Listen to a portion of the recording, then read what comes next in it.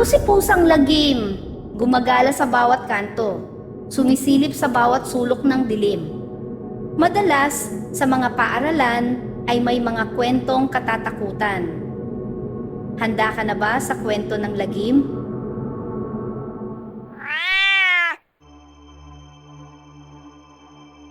Dati akong elementary school teacher.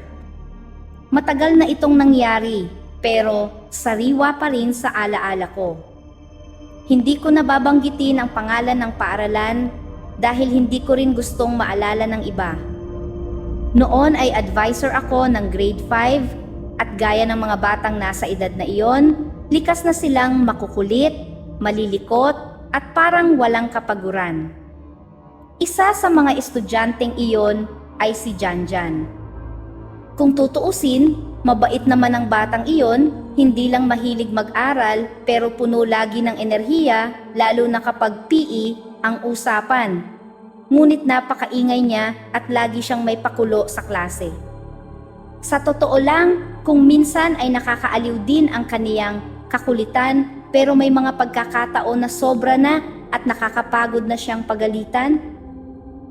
Isang araw, medyo mainit ang ulo ko.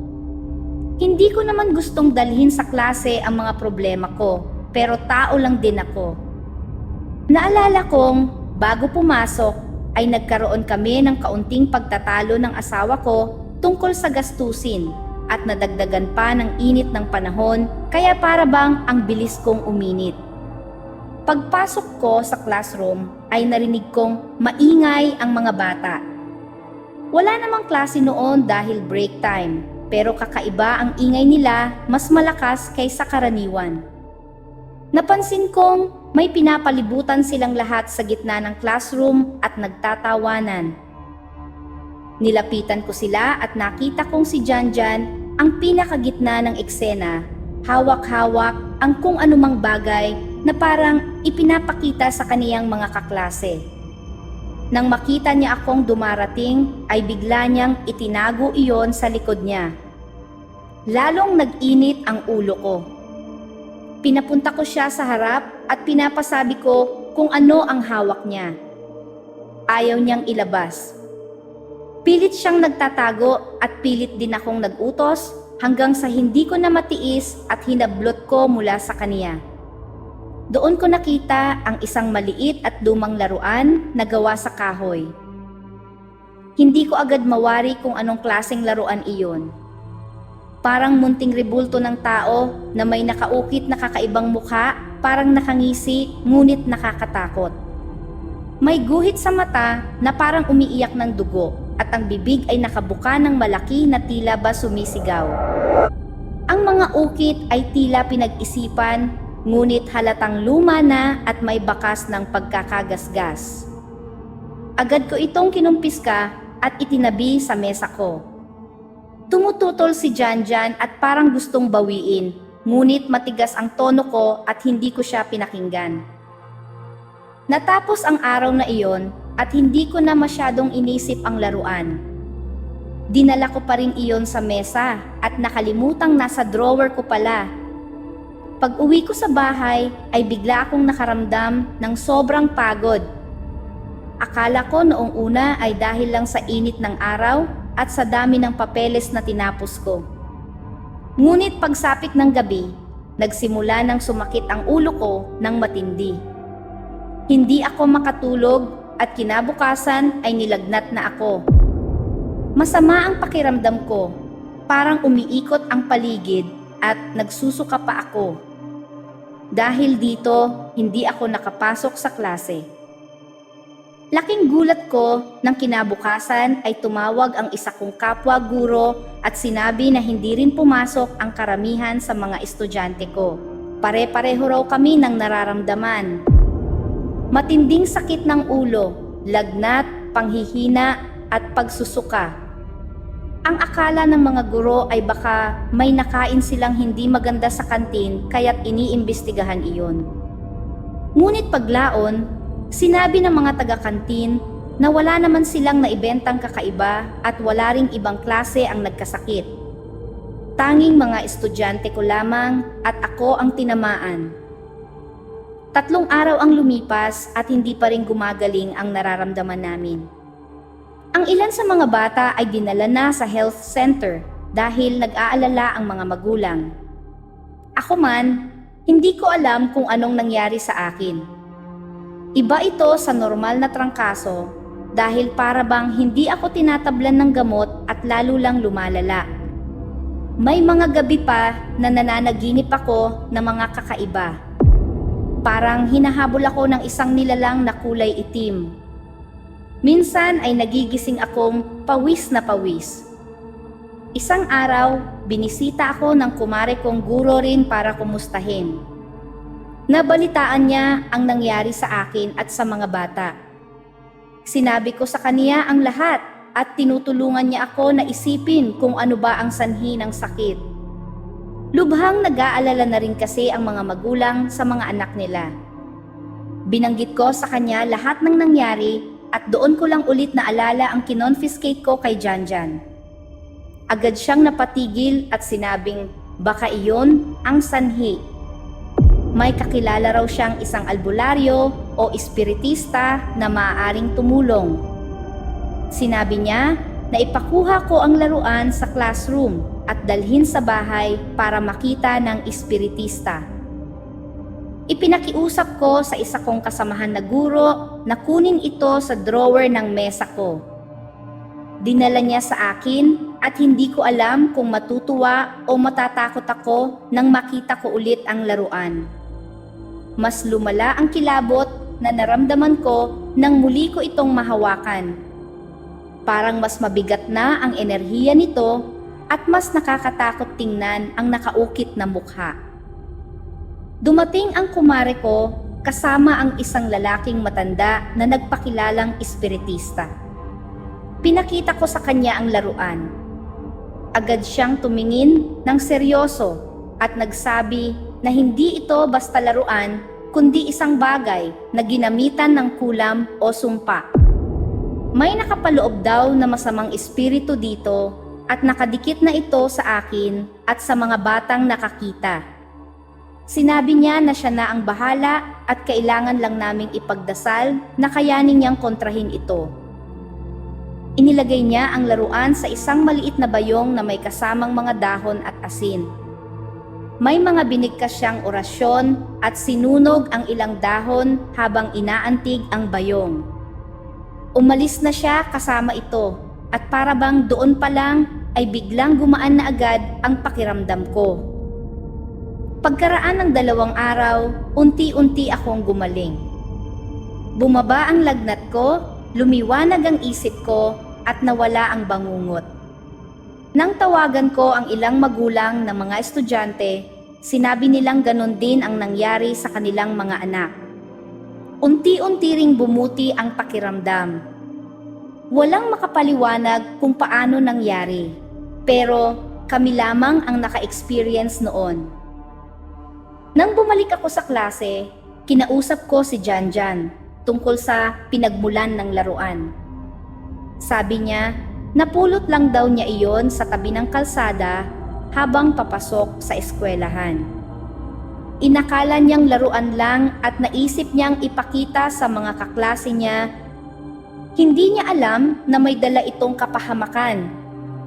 Sinabihan ko siya na mag-ingat sa mga bagay na napupulot at huwag basta-basta kinukuha, lalo na kung kakaiba ang itsura.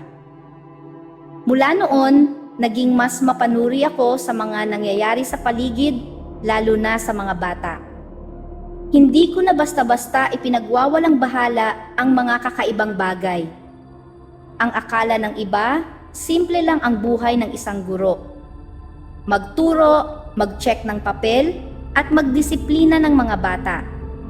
Pero natutunan ko na may mga pagkakataon din na ang guro ay nahaharap sa mga bagay na lampas sa aralin at libro.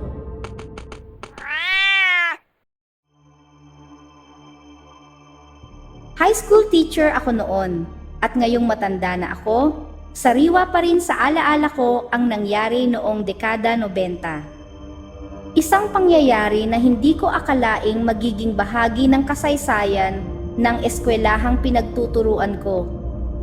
Ang kwento ko ay nagsimula sa simpleng kalokohan ng mga kabataan, pero nauwi ito sa halos isang linggong puno ng takot at kasindak-sindak na karanasan. Sa panahon ng 90s, usong-uso sa mga kabataan ang rock music. Hindi ko iyon tinutulan dahil nakikinig din naman ako paminsan-minsan. May ilan pang banda na paborito kong patugtugin sa radyo habang gumagawa ng lesson plan o nagche-check ng papel.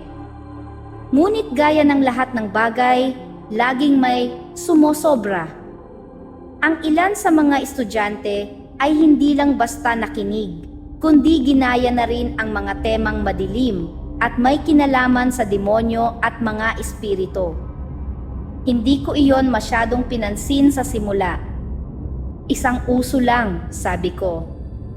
Ngunit hindi ko alam na ito pala ang magiging pintuan ng isang sakuna sa loob ng aming paaralan.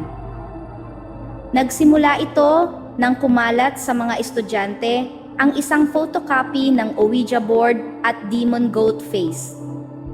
Sabi nila, galing daw ito sa isang album ng isang sikat na banda. May ilan na tinakot ang mga kaklase nila gamit iyon, may iba namang natuwa. Nakarating din sa akin ang usap-usapan, pero inisip kong wala lang iyon. Marahil ay biro lang ng mga bata para magpatawa at manakot ng iba. Ngunit isang hapon, habang abala ako sa pagtuturo sa klase, biglang may narinig akong matinis na sigaw mula sa kabilang silid. Nayanig ang buong pasilyo. Tumigil ang klase ko at nagtitinginan ang mga bata, nanginginig. Agad akong lumabas at tinungo ang pinagmulan ng sigaw. Pagpasok ko sa classroom ng second year students, bumungad sa akin ang eksena na hindi ko makakalimutan. Isang estudyante ang nakahandusay sa sahig, namimilipit, parang binabaluktot ng sariling mga buto. Pinipigilan siya ng iba pero kakaiba ang lakas niya. Ang ibang mga kaklase niya ay nagsisiksikan sa gilid, natataranta at umiiyak. Gusto ko sanang lumapit para tulungan siya, pero bigla akong tinawag ng isang estudyante mula sa klase ko. Mabilis akong bumalik at doon ko nakita ang sarili kong estudyante na bigla na lang hinimatay. Nang idinilat niya ang kanyang mga mata, halos mamilipit ako sa kinatatayuan ko. Hindi iyon ang karaniwang mata ng tao. Nanlilisik, nanlalaki, at may kung anong kislap na nakakatindig balahibo. Pagkatapos ay nagsimula siyang bumulong ng mga salitang hindi ko mawari. Hindi iyon Tagalog, hindi rin Ingles. Parang kakaibang wika, mabigat at malalim, na para bang may nanggagaling sa ilalim ng lupa.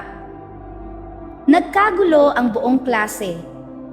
May ilang estudyante ang lumapit at sinubukang buhatin siya, pero sobrang bigat daw niya.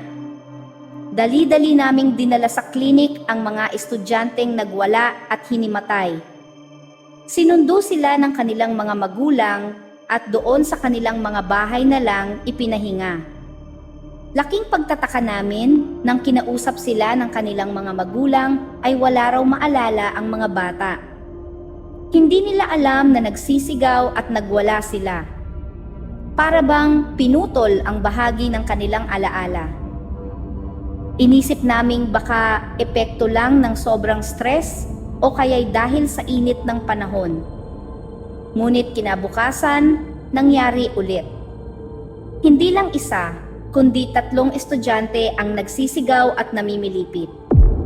Ang isa pa ay gumapang sa ilalim ng lamesa at doon parang hayop na nagngingit-ngit. Doon na kami nagsimulang mag-usisa. Nang tanungin ang kanilang mga kaklase, doon lumabas ang katotohanan.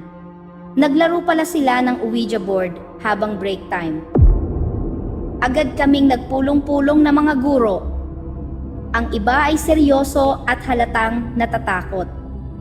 Wala na kaming nagawa kundi maniwala. Iminungkahi ng isang guro na magpatawag ng pari para basbasan ang eskwelahan. Hindi kami tumutol. Kinabukasan ay dumating ang pari, dala ang kanyang krus at bote ng holy water. Sa araw na iyon, kaunti lamang ang pumasok na estudyante. Ang iba'y pinili na lang manatili sa bahay dahil sa takot. Ang mga pumasok ay halatang balisa, nagdadasal habang hawak-hawak ang mga rosaryo. Sa sumunod na araw ay itinalagang walang pasok para makapagpahinga ang mga estudyante at mga guro. Sa sumunod ulit na araw ay pinapasok lahat, pati ang mga sinapian. Inimbitahan ulit ang pari para lahat ay mabasbasan. Habang nag-iikot ang pari at binabasbasan ang mga silid, bigla namang muling nahimatay ang ilan sa mga estudyanteng naglaro ng Ouija board. Napuno ng sigawan at iyakan ang mga pasilyo. 7. Ang mga batang sinasaniban. Halos mabaluktot ang katawan, kumakawala sa hawak ng mga guro. Ang kanilang mga sigaw ay kakaiba. Malalalim na boses na parang hindi galing sa kanila. Nagsasalita sila ng wikang hindi maintindihan.